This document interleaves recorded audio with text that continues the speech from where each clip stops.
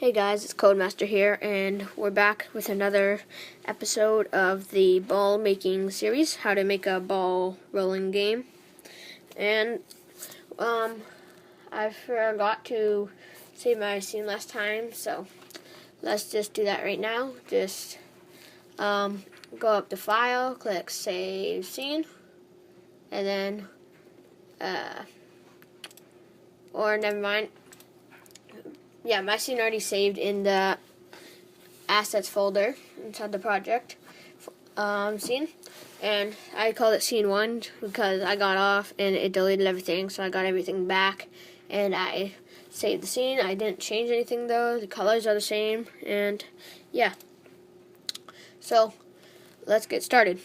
So to make the ball roll, because that's what we're going to be doing in this series, we need to add a rigid body to the player. So let's do that.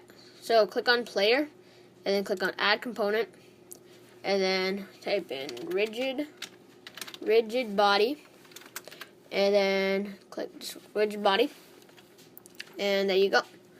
And now what we need to do is create a new C# script that will help it move.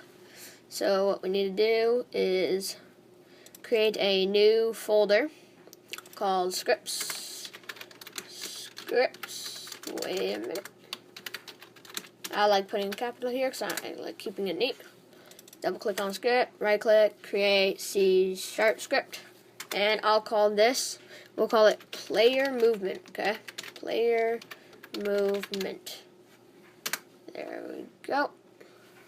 And now just double click on it for it to open. Wait a minute, double click on it. And now when it does open, I'll be showing you guys how to make a speed variable, how to access a rigid body from the player movement script, how to use fixed update, and all that kind of stuff that you need to make your ball move. So mine's taking longer than expected, so I'll be right back when it is ready. Okay guys, we are back, and MonoDevelop has opened, and I accidentally opened this. Just get out of that. And now all we have to do is we can just delete all this stuff that's right there. We don't need that right now. And what I'm going to be creating first is a public float. And you guys don't know what floats are, go check out my C# series, or any of this code I'm doing, go check out my C# series. So I'm going to call this float speed, and inside of Unity we'll be able to access what the speed is. And now what I want to create is a private rigid body, and call it RB, semicolon. And now I can create a void fixed update, the two brackets, and then the two curly brackets. And inside the fixed update, we can say float player, whoops, my bad, player horizontal, equals input dot get access, and then bracket, semicolons, and then we can just say horizontal. There you go. And now we can create a float called player vertical equals input dot get axis, and then bracket, semicolons, vertical, wait, not semicolon, apostrophes, vertical, bracket, semicolon. And now we can create a void start right now, actually, the void start has to be at the top, whoops, to use the rigid body. So just create a void start function, and inside of it we can say RB equals get component, and then rigid body. You're gonna have to use those arrows there, and then those arrows again, the 2 brackets and the semicolon. And now also inside the fixed update, we can go face faces and go rb dot add force.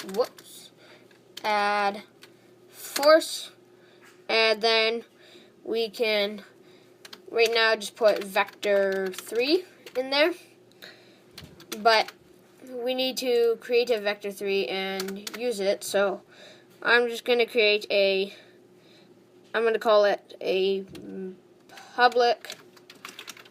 It doesn't need to be public, but I'm going to create a public vector 3 called move, and so equals new vector 3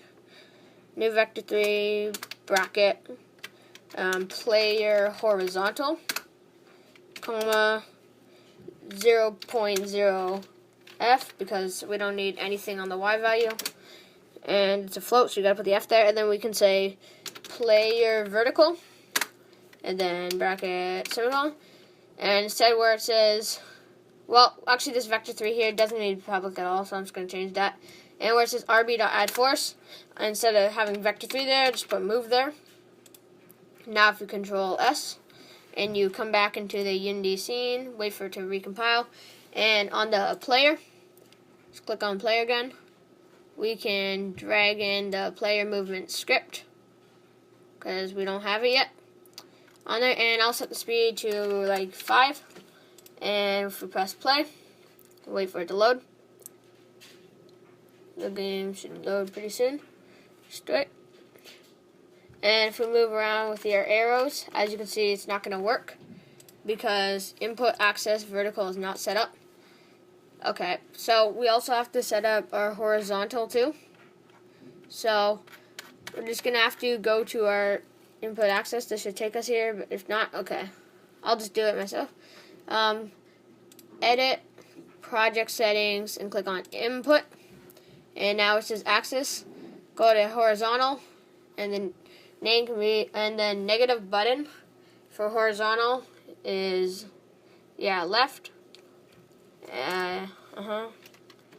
Left can stay there, and the positive button can be right. Okay, that's set up. But vertical, negative button is down, and the positive button is up. So that should be working. I'm not too sure if it's going to work though. So let's just come back and press play. And if it doesn't work, I will stop this for now and check what's going wrong with it. Yeah, okay. I'll just stop this for now, and I'll be right back. Okay, guys, so I found the problem is because I spelled vertical wrong in the C# script. So if you just type in vertical with the T there, take out that other T. I spelled it wrong, sorry. Just Control S to save that. Come back into Unity, recompile it, and click on the arguments here and just clear it out. And now, when you press play, you should be able to move it with the arrows. So up and down, moves it there, there. And as you can see, the ball is moving, but very slowly. So I'm going to stop it and click on play again, and I'll change the speed to like 20. And now if we press play, wait for it to load. As you can see, the ball is moving a little bit faster. Not very fast, but I know exactly why. Is because inside our script here, where it says move, on the rb.addForce, you're going to want to times it by speed, the variable. And now if you hold Control S and come into Unity and you press, wait for it to recompile, then you press play. You wait for it to load. As you can see, the ball's moving a lot faster now. So fast I can't really control it that much. But there you go, guys.